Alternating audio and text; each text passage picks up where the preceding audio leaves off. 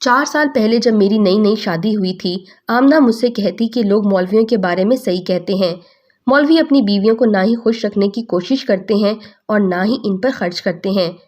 آمنہ کی یہ بات میرے دل کو لگی۔ میں نے کہا، بھائی آمنہ، میں تمہیں گھمانے پھرانے لے جاؤں گا، تمہارے سارے گلے شکوے دور ہو جائیں گے۔ آمنہ نے پوچھا، کہاں گھمانے لے جاؤ گے؟ میں نے کہا، تمہیں لاہور لے جاؤں گا، پورا لاہور شہر دکھاؤں گا اور پھر ہم داتا دربار اور بادشاہی مسجد بھی جائیں گے۔ یہ 2 جگہیں تو میری بھی پسندیدہ تھیں، جبکہ آمنہ کو باقی چیزیں دیکھنے کا شوق تھا۔ خیر مقررہ دن پر آمنہ تیار بیٹھی تھی۔ اس کے چہرے سے لگ رہا تھا کہ وہ لاہور جانے پر بہت خوش ہے۔ تھوڑی دیر بعد ہم بس اسٹاپ پہنچے تو آمنہ کہنے لگی، مجھے آج رات کو بڑا عجیب سا خواب آیا تھا۔ میں نے پوچھا، کیا؟ کہنے لگی، میں نے آپ کو بادشاہی مسجد کے صحن میں ایک ناچنے والی عورت کے ساتھ بیٹھے دیکھا۔ وہ عورت آپ کے ساتھ اس قدر قریب ہو کر بیٹھی تھی کہ میں تو دور سے ہی دیکھ کر جل کر رہ گئی۔ آمنہ کی بات سن کر میں ہنس پڑا۔ لو، ابھی ہم گئے نہیں اور تمہیں پہلے ہی مجھ پر شک ہونے لگا ہے۔ آمنہ کہنے لگی، شک کی بات نہیں ہے، اس نے بڑا سنجیدہ قسم کا خواب دیکھا ہے۔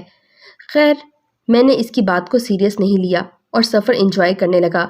لاہور پہنچ کر ہم نے ایک قریبی ہوٹل میں اسٹے کیا۔ کافی تھک گئے تھے، رات کا وقت ہو گیا تھا۔ میں نے ہوٹل میں کمرہ ڈھونڈنے کے بعد آمنہ سے کہا، اب ہمیں آرام کرنا چاہیے، صبح تازہ دم ہو کر لاہور کی سیر کریں گے۔ آمنہ مجھ پر پھر ہنس پڑی، نکلے نا تم مولوی، بھئی گھومنے پھرنے کا مزہ ہوتا ہی رات کو ہے، بھلا صبح صبح بھی کوئی گھومنے پھرنے جاتا ہے؟ آمنہ کی بات سن کر میں پھر لاجواب ہو گیا۔ اچھا بھائی، جیسا تم کہو ویسا ہی کریں گے، لیکن میں عشاء کی نماز کے بعد 1 منٹ نہیں رکوں گا۔ ہاں ہاں مت رکنا، آمنہ بولی۔ ہم لوگ اپنا بیگ وغیرہ کمرے میں رکھ کر گھومنے پھرنے نکل پڑے۔ میں نے کہا، آمنہ، اس وقت داتا دربار پر خاص رونق ہوتی ہے، اگر تم کہو تو میں تمہیں وہاں لے چلتا ہوں۔ تمہیں وہاں طرح طرح کے لوگ ملیں گے، اتنا زندگی سے بھرپور ماحول کہیں اور نہیں دیکھا ہوگا۔ میری بات پر وہ مسکرا دی۔ میں جانتا تھا کہ آمنہ کو ایسے مقامات کے لیے کیسے قائل کرنا ہے، ورنہ میں اس قسم کی تفریح کا قائل نہیں ہوں۔ تھوڑی دیر بعد ہم نے ٹیکسی بک کی اور ہم داتا دربار پہنچ گئے۔ داتا دربار کے صحن میں لوگوں کا رش تھا، لیکن یہاں مسئلہ یہ تھا کہ خواتین والا حصہ الگ ہوتا ہے اور مردوں کے لیے الگ جگہ بنی ہوتی ہے۔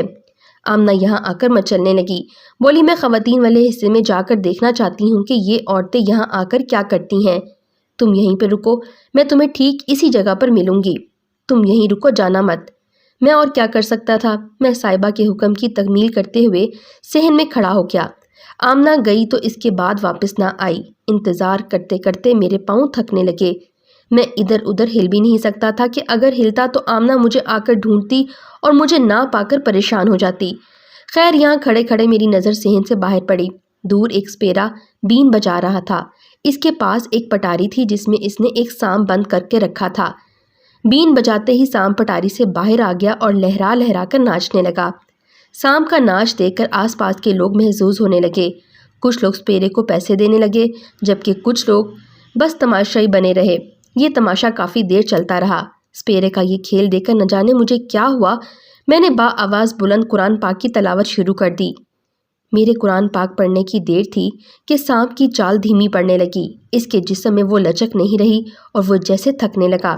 اس کی مدہوشی یکدم کم ہو گئی اور وہ پرسکون ہو کر بیٹھ گیا۔ سپیرا اس بات پر بڑا حیران ہوا۔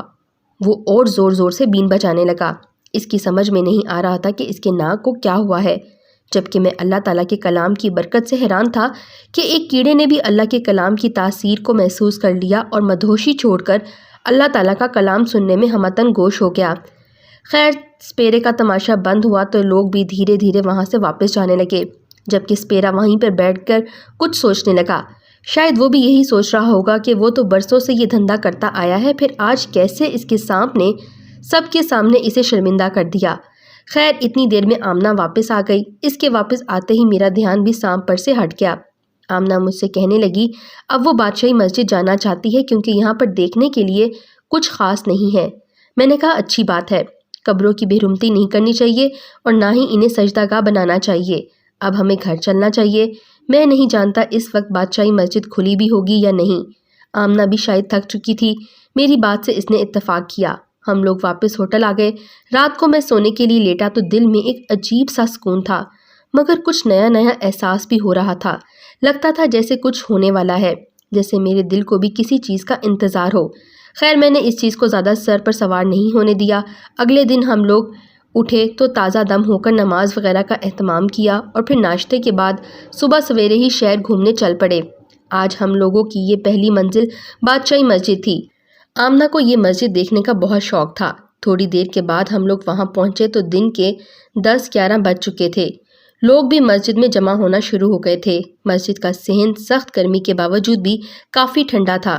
شاید یہ اس میں لگی سنگ مرمر کی ٹائلوں کا کمال تھا۔ میری عادت تھی کہ میں جہاں بھی گھومنے پھرنے جاتا یا کسی جگہ پر بیٹھ جاتا یا پھر آمنہ کے پیچھے پیچھے چل پڑتا۔ دراصل میں لڑک پن کے زمانے میں ایسی جگہوں پر بہتر بار آ چکا تھا، اس لیے مجھے اب ان میں کوئی کشش محسوس نہیں ہوتی تھی۔ میں صرف آمنہ کی خوشی کے لیے یہاں آیا تھا۔ ابھی ایسا ہی ہوا، میں آمنہ کے پیچھے پیچھے جا رہا تھا اور آمنہ باتیں کرتے ہوئے آگے بڑھ رہی تھی۔ مسجد کے ایک قطرے اکیلے پورشن میں آ کر مجھے ایسا لگا جیسے ہم دونوں کے علاوہ یہاں کوئی تیسرا بھی موجود ہے۔ اب آپ کہیں گے کہ اتنی بڑی مسجد میں تیسرا تو کیا ہزاروں لوگ ہوتے ہیں، لیکن نہیں، یہ احساس الگ تھا۔ مجھے لگا جیسے کوئی اور میرا اور آمنہ کا پیچھا کر رہا ہے۔ میں نے اس بات کا ذکر آمنہ سے بھی کیا تو وہ خیر نٹ کھٹ سی لڑکی تھی، اس نے اس بات کو محسوس نہیں کیا، مگر میرے دل میں خیال بیٹھ چکا تھا۔ ہم لوگ واپسی کے لیے جب لاہور سے روانہ ہوئے تو ابھی تعاقب کیے جانے کا عجیب سا احساس میرے ساتھ ساتھ تھا، مگر میں نے آمنہ سے اس بات کا ذکر نہیں کیا۔ واپس آ کر میں اپنے معمول کے کاموں میں مگن ہو گیا۔ میری زندگی بھی معمول پر آ گئی تھی۔ اس واقعے کو بھی میں بھول گیا۔ رمضان کا پہلا عشرہ شروع ہو چکا تھا۔ آج کل میں آفس سے جلد ہی آ جاتا کہ افطاری تیار کرنے میں آمنہ کی مدد کیا کرتا تھا۔ آج بھی میں حسب معمول تقریباً 4 بجے ہی آفس سے چھٹی کر کے گھر کے لیے نکلا کہ مجھے آفس کے لان میں کچھ ہلچل سی محسوس ہوئی۔ میں گاڑی میں بیٹھتے بیٹھتے واپس آیا، دیکھا تو لان میں سفید رنگ کا کپڑا پڑا ہوا ہے اور اس کے نیچے عجیب سی ہلچل ہے۔ مجھے لگا شاید کوئی کبوتر یا بلی ہے جس کے اوپر غلطی سے سفید کپڑا پڑ گیا ہے اور اب وہ نکلنے کی کوشش کر رہا ہے۔ آگے بڑھ کر جیسے ہی میں نے وہ سفید کپڑا ہٹایا تو یہ دیکھ کر مارے حیرت کے میری چیخ نکلتے نکلتے بچ گئی کہ کپڑے کے نیچے سے 6-6.5 فٹ کا ناگ اپنے آپ کو سمیٹتے ہوئے بیٹھا تھا۔ اس سانپ کو دیکھتے ہی مجھے لاہور والا واقعہ یاد آ گیا۔ یہ سانپ ہو بہو ویسا ہی تھا، اس کے جسم پر بنے پیلے رنگ کے نقش بالکل ویسے تھے۔ میں جھرجھری کھا کر پیچھے ہٹا، لیکن وہ ناگ دھیرے دھیرے میری طرف بڑھنے لگا۔ اسے دیکھ کر میرا تو خون سوکھنے لگا۔ میں دل میں اللہ سے دعا کرنے لگا کہ مجھے اس نقصان سے محفوظ رکھے۔ میں پیچھے ہوتا گیا، ناگ میری طرف بڑھتا گیا۔ ایک لمحے کو میں نے اس ناگ کی آنکھوں میں دیکھا تو مجھے ایک عجیب سا شناسائی نظر آئی۔ مجھے لگا جیسے وہ مجھے کچھ نہیں کہے گا اور پھر نہ چاہتے ہوئے بھی میرے قدم رک گئے۔ میں کچھ کر نہ سکا، یا شاید اب میں اس سے ڈر نہیں رہا تھا۔ میں آفس کی لان میں سیدھا کھڑا ہو گیا اور وہ میری طرف بڑھنے لگا۔ آپ سوچ رہے ہوں گے کہ میرا دماغ خراب ہے یا میں پاگل ہوں کہ خود کو ایک سانپ سے ڈسوانے کے لیے کھڑا ہو گیا، لیکن آگے کا منظر بڑا حیران کر دینے والا تھا۔ وہ ناگ آہستہ سے چلتا ہوا میرے پاؤں کے قریب آیا اور اپنا سر میرے پاؤں سے رگڑنے لگا۔ یہ منظر بڑا حیران کن تھا۔ میں سمجھا نہیں کہ آخر وہ مجھ سے چاہتا کیا ہے۔ تب میں نے پھلوں والے تھیلے سے 2-4 پھل نکالے اور اس کے سامنے رکھ کر واپس گاڑی میں جانے لگا۔ ناگ وہیں رک گیا جیسے مجھ سے خفا ہو گیا ہو۔ عجیب طریقے سے بل کھاتا وہ لان کی جھاڑیوں میں گم ہو گیا۔ میں اسے دیکھتا دیکھتا گاڑی میں بیٹھا اور جیسے وہ مجھ پر حملہ ہی نہ کر دے، کیونکہ بہرحال سانپ سے محتاط رہنا چاہیے۔ میں گھر آیا تو آمنہ آدھی افطاری تیار کر چکی تھی۔ میں اس کے ساتھ پھل کاٹنے میں مصروف ہو گیا۔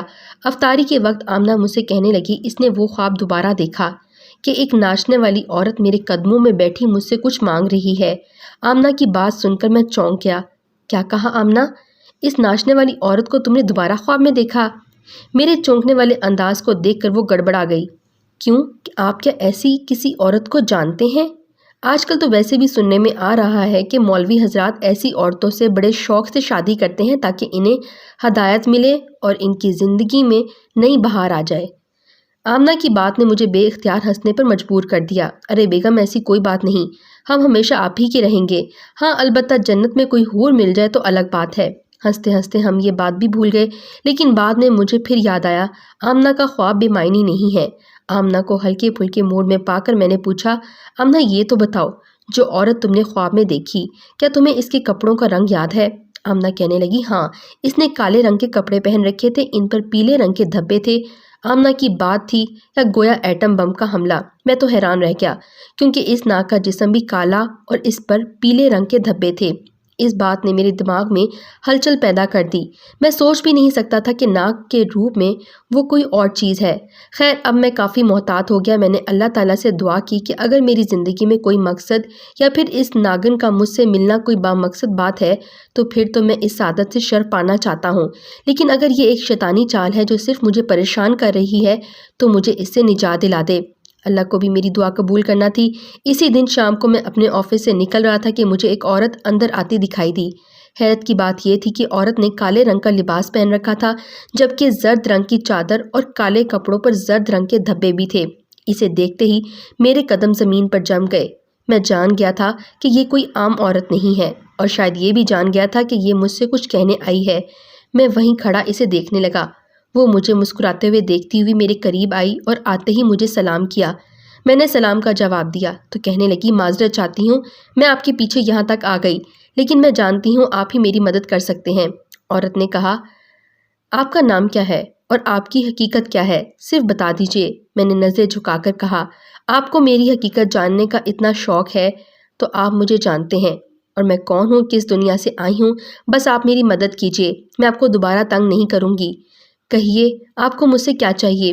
میں نے دھڑکتے دل سے کہا امام صاحب آپ مجھ سے شادی کر لیں، میں مسلمان ہو جاؤں گی، میں آپ کا مذہب بھی اپنا لوں گی۔ اس وقت میرا مذہب ہندو ہے، لیکن آپ مجھے قبول کریں گے تو میں اپنا مذہب چھوڑ کر آپ کا دھرم اپنا لوں گی، خدا کے لیے انکار مت کیجیے گا۔ اس کی بات سن کر مجھے ٹھنڈے پسینے آنے لگے۔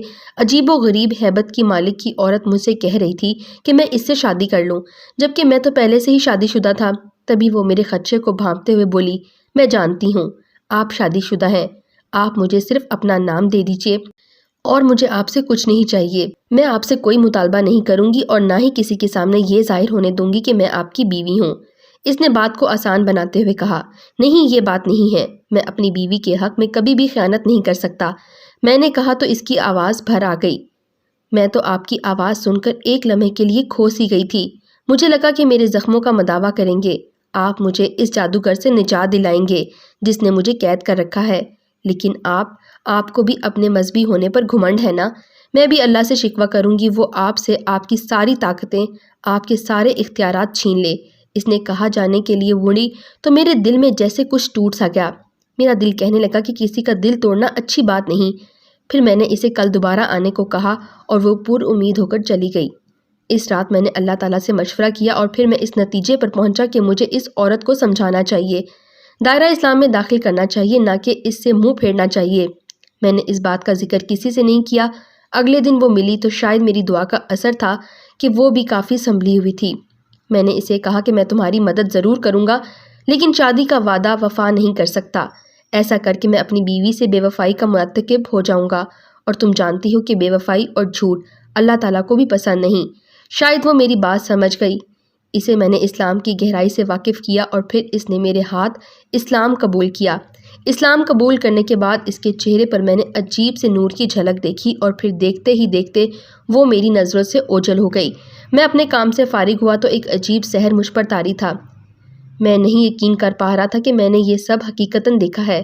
خیر، اس عورت کے جانے کے بعد میں اپنے آفس سے نکلا تو یہ دیکھ کر حیران رہ گیا کہ آفس کے لان میں ٹوٹی ہوئی چوڑیاں، سندور کا رنگ اور ایک لال رنگ کی اوڑھنی پڑی ہوئی تھی، جسے دیکھ کر مجھے جھرجھری سی آ گئی۔